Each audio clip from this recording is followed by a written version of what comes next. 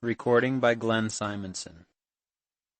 When the protocol had been signed, Nikolai Parfenovitch turned solemnly to the prisoner and read him the committal, setting forth that in such a year, on such a day, in such a place, the investigating lawyer of such and such a district court, having examined so-and-so, to wit, Mitya, accused of this and of that, all the charges were carefully written out, and having considered that the accused, not pleading guilty to the charges made against him, had brought forward nothing in his defense, while the witnesses, so-and-so and so-and-so, and the circumstances such and such testify against him, acting in accordance with such and such articles of the statute book, and so on, has ruled that, in order to preclude so-and-so, Mitya, from all means of evading pursuit and judgment, he be detained in such and such a prison,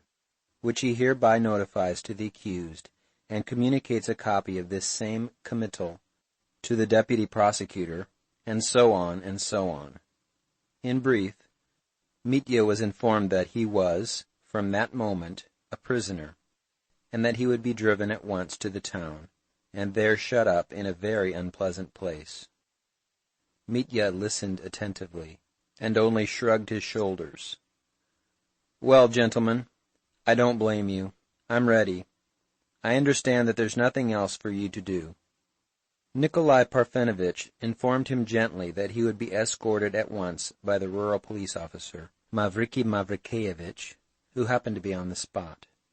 "Stay!" Mitya interrupted suddenly, and impelled by an uncontrollable feeling, he pronounced, addressing all in the room, "Gentlemen, we're all cruel, we're all monsters, we all make men weep, and mothers, and babes at the breast. But of all, let it be settled here, now, of all I am the lowest reptile. I've sworn to amend, and every day I've done the same filthy things. I understand now that such men as I need a blow of destiny to catch them as with a noose, and bind them by force from without. Never, never should I have risen of myself. But the thunderbolt has fallen. I accept the torture of accusation and my public shame. I want to suffer, and by suffering I shall be purified. Perhaps I shall be purified, gentlemen? But listen, for the last time, I am not guilty of my father's blood. I accept my punishment, not because I killed him, but because I meant to kill him, and perhaps I really might have killed him. Still, I mean to fight it out with you. I warn you of that. I'll fight it out with you to the end, and then God will decide. Goodbye, gentlemen. Don't be vexed with me for having shouted at you during the examination. Oh, I was still such a fool then. In another minute I shall be a prisoner, but for now, for the last time, as a free man, Dmitri Karamazov offers you his hand. Saying goodbye to you, I say it to all men." His voice quivered, and he stretched out his hand, but Nikolai Parfenovitch, who happened to stand nearest to him, with a sudden, almost nervous movement, hid his hands behind his back. Mitya instantly noticed this, and started. He let his outstretched hand fall at once. "The preliminary inquiry is not yet over," Nikolai Parfenovitch faltered, somewhat embarrassed. "We will continue it in the town, and I, for my part, of course, am ready to wish you all success in your defense. As a matter of fact, Dmitri Fyodorovitch, I have always been disposed to regard you as, so to speak, more unfortunate than guilty. All of us here, if I may make bold to speak for all, we are all ready to recognize that you are, at bottom, a young man of honor, but alas, one who has been carried away by certain passions to a somewhat excessive degree." Nikolai Parfenovitch's little figure was positively majestic by the time he had finished speaking. It struck Mitya that in another minute this boy would take his arm, lead him to another corner, and renew their conversation about girls. But many quite irrelevant and inappropriate thoughts sometimes occur even to a prisoner when he is being led out to execution. "Gentlemen, you are good, you are humane. May I see her to say goodbye for the last time?" asked Mitya. "Certainly, but considering... In fact, now it's impossible, except in the presence of—" "Oh, well, if it must be so, it must." Grushenka was brought in, but the farewell was brief, in a few words, and did not at all satisfy Nikolai Parfenovitch. Grushenka made a deep bow to Mitya. "I have told you I am yours, and I will be yours. I will follow you forever, wherever they may send you. Farewell. You are guiltless, though you've been your own undoing." Her lips quivered. Tears flowed from her eyes. "Forgive me, Grusha, for my love, for ruining you, too, with my love." Mitya would have said something more, but he broke off and went out. He was at once surrounded by men who kept a constant watch on him. At the bottom of the steps, to which he had been driven up with such a dash the day before with Andrei's 3 horses, 2 carts stood in readiness. Mavriky Mavrikyevitch, a sturdy, thick-set man with a wrinkled face, was annoyed about something, some sudden irregularity. He was shouting angrily. He asked Mitya to get into the cart with somewhat excessive surliness. "When I stood him drinks in the tavern, the man had quite a different face," thought Mitya as he got in. At the gates there was a crowd of people, peasants, women, and drivers. Trifon Borissovitch came down from the steps, too. All stared at Mitya. "Forgive me at parting, good people," Mitya shouted suddenly from the cart. "Forgive us, too," he heard 2 or 3 voices. "Goodbye to you, too, Trifon Borissovitch." But Trifon Borissovitch did not even turn round. He was, perhaps, too busy. He, too, was shouting and fussing about something.